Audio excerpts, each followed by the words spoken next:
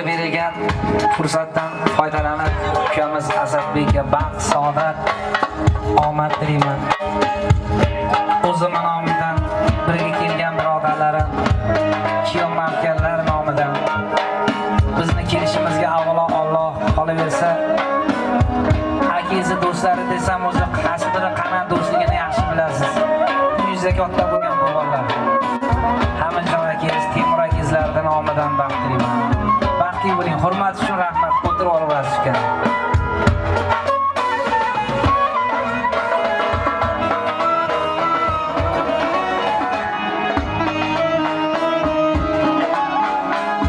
Singapore